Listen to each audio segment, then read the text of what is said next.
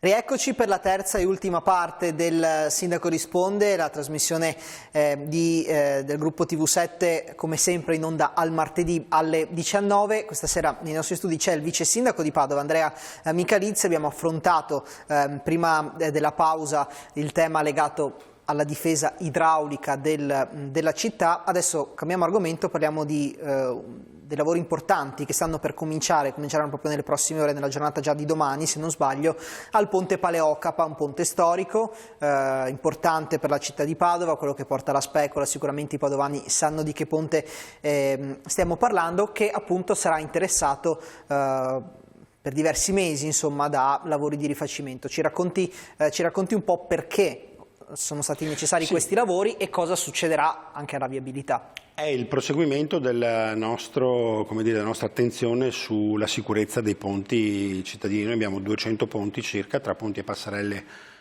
ciclopedonali, sono tutti monitorati scrupolosamente da uno studio, un pool formato dai nostri tecnici dell'Università di Padova. E quindi noi abbiamo uno stato di salute di tutti questi 200 ponti e ogni anno interveniamo per prevenire situazioni di rischio e difficoltà. Insomma. Quindi il ponte Paleocapa è uno dei ponti che aveva bisogno di interventi di messa in sicurezza. Essendo un ponte storico, il ponte Paleocapa è un ponte in ferro del 1880, qui ci ha affiancato la soprintendenza, ed è stato anche, come dire, un approccio affascinante quello di mettere in sicurezza un'infrastruttura che è anche un'opera, diciamo, ormai storica, è un'immagine anche della città di Padova con lo sfondo della specola. Lì c'è sempre il pittore Nello Pascu che dipinge la specola in 1000 versioni. Sempre molto bella, tra l'altro. Sì, esatto, quindi insomma stiamo parlando di un pezzo di cuore della città, ecco.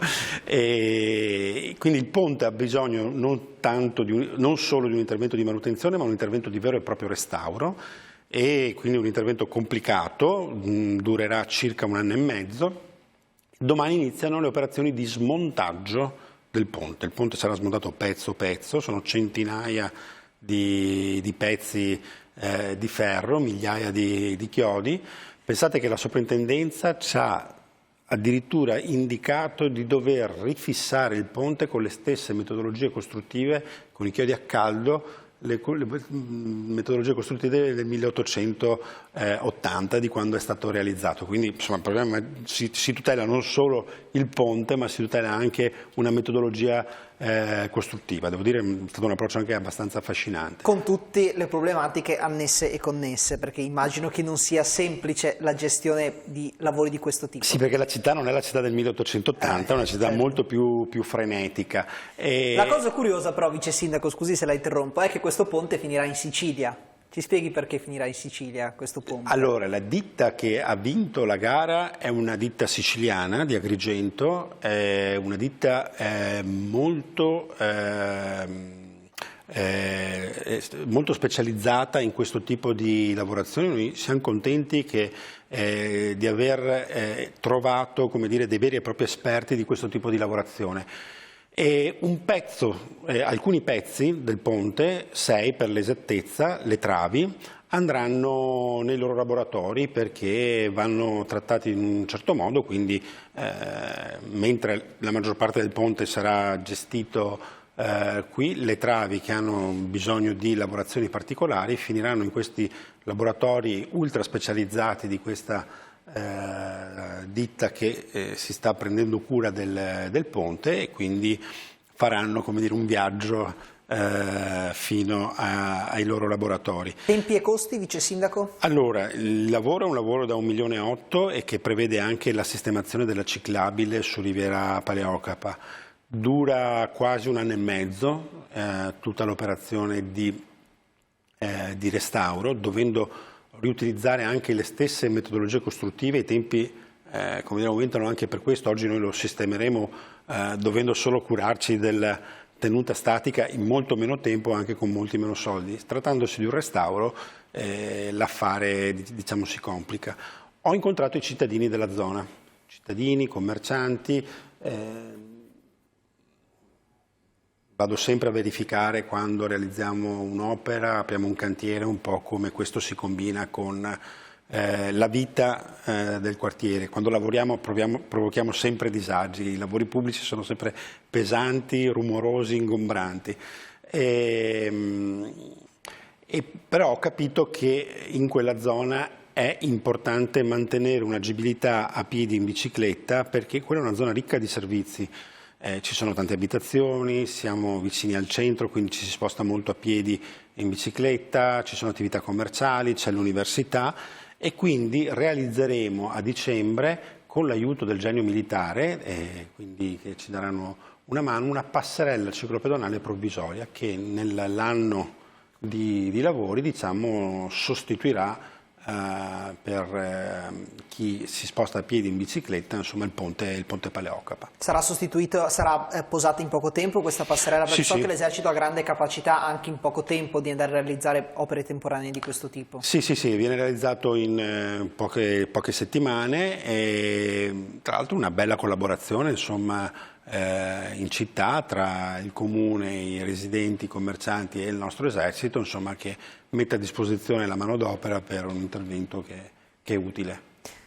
Verremo nel corso di questo anno e mezzo diverse volte a verificare allora la situazione dei lavori al ponte Paleocapa, anche perché appunto stiamo parlando di lavori da un certo punto di vista anche suggestivi, quindi veramente sarà bello documentarlo. Cambiamo invece tema adesso, Vice Sindaco, ma rimaniamo in tema di lavori pubblici, perché in diverse zone della città, già lo si sta vedendo da qualche mese, ci sono qua e là dei cantieri che arrivano, insomma, per essere propedeutici al passaggio poi del tram. In alcuni casi si tratta di lavori ai sottoservizi, in altri casi invece si tratta di lavori di posa vera e propria della rotaia su cui poi passerà il tram. Ecco, gli interventi principali in questo momento, in questo periodo storico, in che punti della città sono?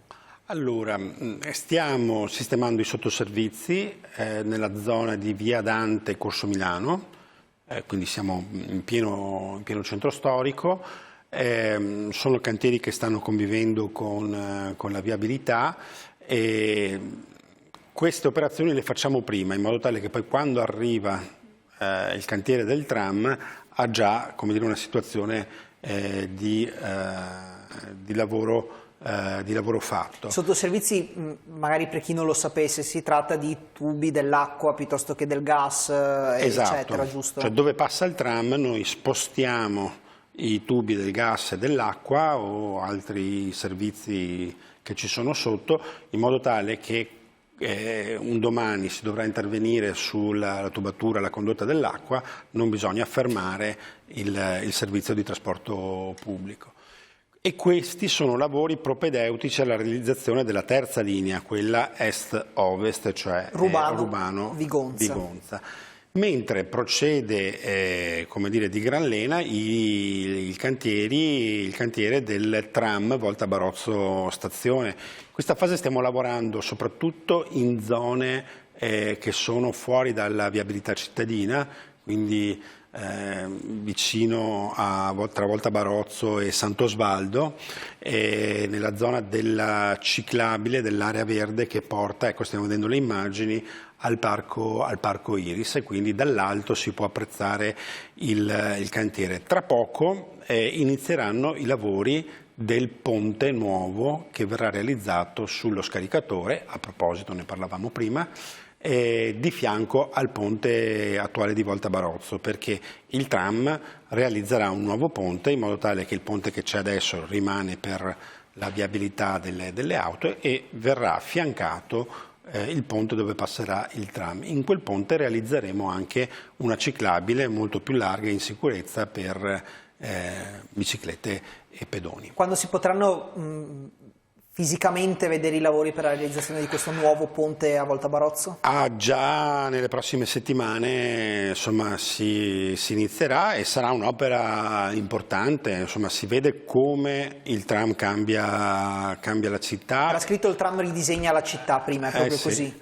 La ridisegna, la cambia molto. Pensate che è da 150 anni che non veniva realizzato un ponte sullo scaricatore, insomma, La città sta facendo un grande investimento su se stessa, puntando su opere che stanno nel solco della sostenibilità e del creare un mezzo pubblico molto competitivo che trasporta tante persone, che è funzionale e puntuale. Quindi quest'opera insomma si vedrà, e insomma, i lavori che stanno impegnando le nostre strade servono a questo. Extra tram, vice sindaco, stiamo vedendo le immagini, stavamo vedendo precedentemente le immagini del ponte appunto di Volta Barozzo, quello attuale, insomma, che è stato oggetto di lavori nel corso delle scorse settimane. C'è stato anche un fine settimana in cui avete lavorato di fatto H24 per insomma, dare modifiche alla viabilità solo nel weekend. Poi tornerete ad intervenire anche su questo ponte dal punto di vista, insomma, si può dire estetico. Sì, ecco. È un po' come il Paleocapa, insomma, è un altro lavoro di messa in sicurezza. Sì, abbiamo lavorato sulla base, adesso in primavera ridaremo il colore a tutta quella parte in ferro che oggi arrugginita non dà una grande immagine. Non sarà solo un lavoro estetico, ma sarà il colore è anche un rivestimento che protegge le parti metalliche dall'acqua, dalle intemperie, e quindi proteggendolo mantiene anche le caratteristiche proprio meccaniche di tenuta del ponte. Visto che ci manca proprio un minuto, glielo chiedo in chiusura perché noi continuiamo a tornarci. Quando vedremo questo master plan di ciò che nascerà all'ex caserma Prandina, che insomma è uno dei temi più sentiti in città, vice sindaco, non possiamo non chiederglielo perché i cittadini insomma giustamente vogliono capire come diventerà quell'area che per molto tempo è rimasta abbandonata. No, mi fa molto piacere parlarne, è uno dei progetti più belli che sto seguendo.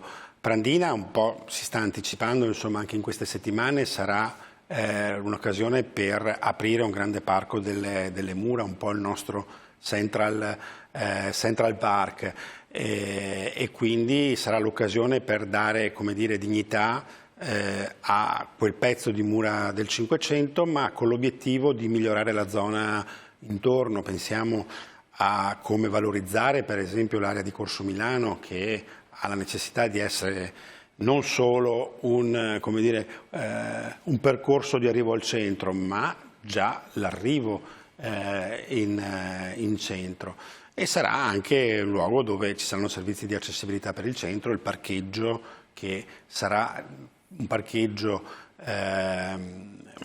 più grande di quello attuale, ma con tutte le attenzioni della sostenibilità. Sarà un parcheggio boscato, sarà un parcheggio con superfici permeabili. Diciamo anche che il dibattito in questi anni sul parcheggio ha un po' oscurato tutto il resto di ciò che ci sarà alla Prandina. Insomma, fare solo un parcheggio lì è come dire, riduttivo, anche perché nel frattempo noi abbiamo aumentato i posti auto a disposizione in centro con il sotterraneo alle porte, alle Contarine, insomma, e quindi in piazzetta Conciapelli, scusate, ho fatto un po' di confusione, eravamo sempre là in zona, lì c'è un parcheggio sotterraneo da 300 posti, oggi insomma... Un po' costoso però. Un po' costoso, ma costa come Piazza Insurrezione, quindi la sosta lì, come dire, si fa pagare, ed è un parcheggio che va sempre meglio.